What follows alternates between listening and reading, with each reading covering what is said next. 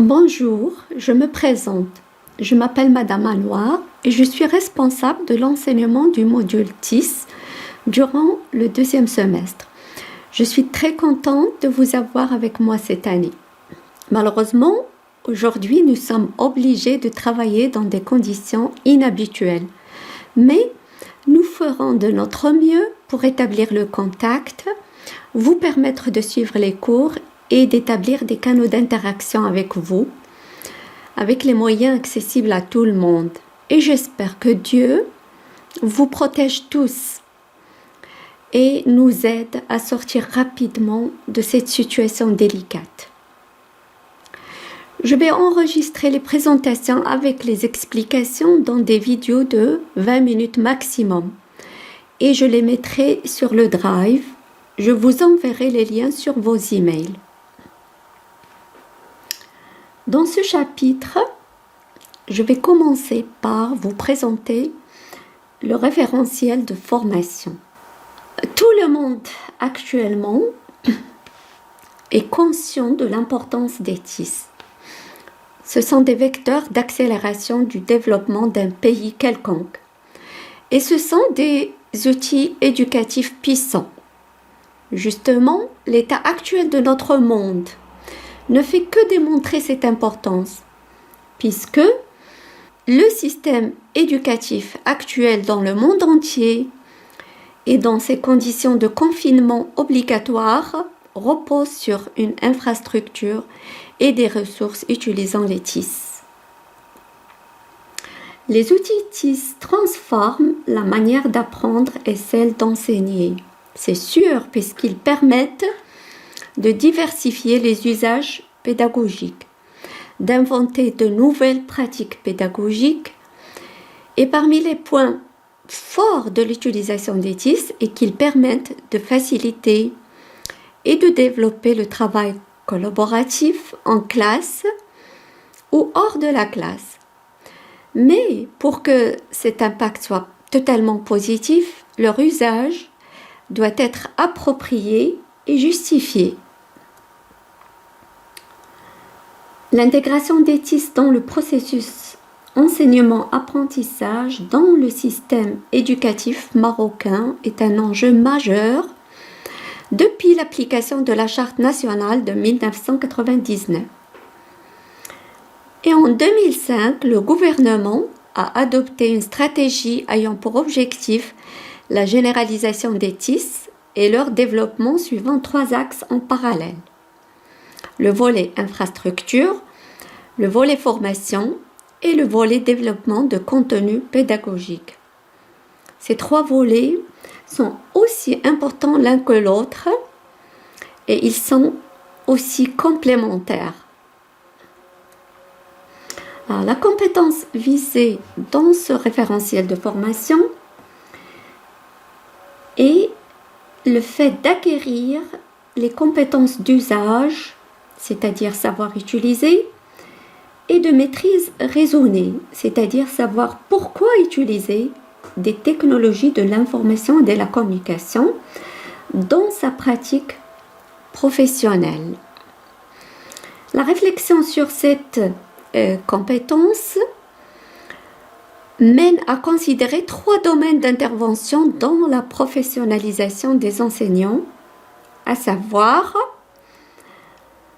le premier domaine dont l'objectif est d'utiliser les TIC dans le processus d'enseignement-apprentissage.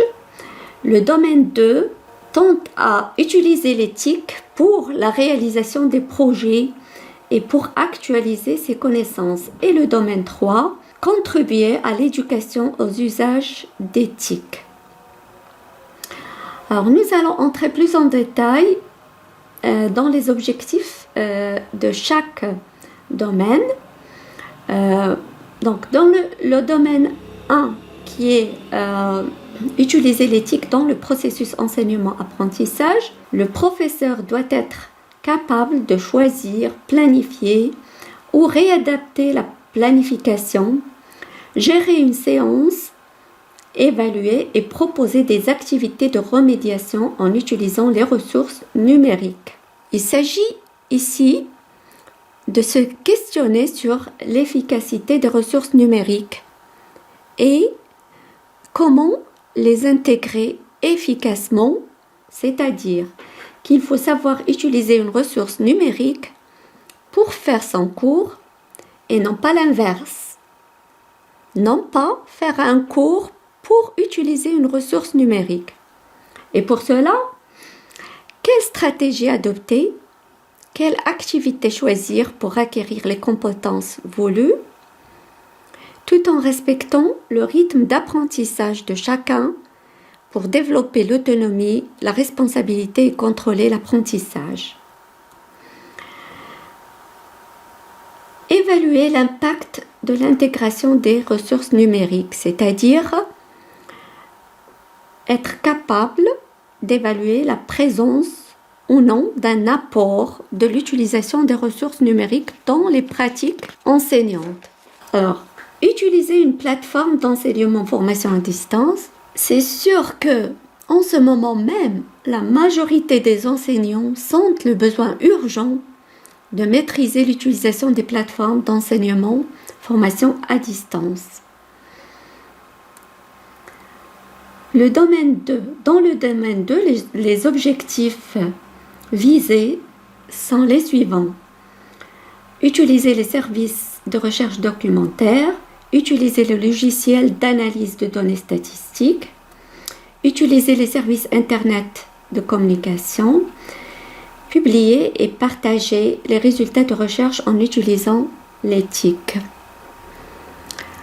Alors, actualiser ces connaissances au cours de l'exercice professionnel dans le but de développer la compétence lifelong learning, c'est-à-dire la formation à vie ou plutôt l'auto-formation à vie. Cette compétence est parmi les compétences qu'un enseignant du 21e siècle doit absolument développer. Dans le domaine 3, nous citons 2 objectifs. Contribuer à l'éducation aux usages civiques, éthiques, responsables d'éthique et contribuer à la sensibilisation aux dangers éventuels liés aux usages d'éthique.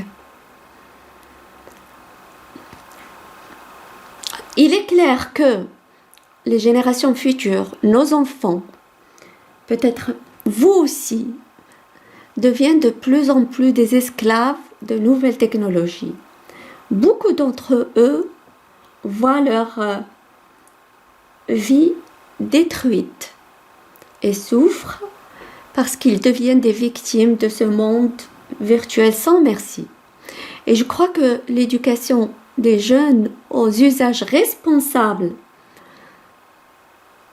d'éthique et leur sensibilisation aux dangers qu'ils peuvent encourir est important et très important dans notre société qui est déjà très mal à l'aise dans l'éducation de ses enfants.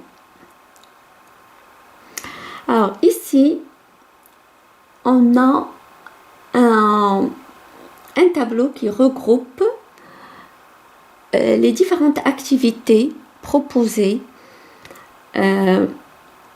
et le volume horaire correspondant à chaque objectif dans chaque domaine.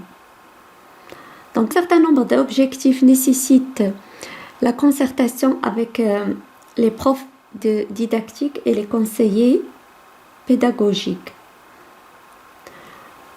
D'autres objectifs doivent être intégrés en situation de stage ou de projet personnel. Voilà donc pour ce chapitre. Je vous dis à bientôt dans le prochain chapitre. Merci.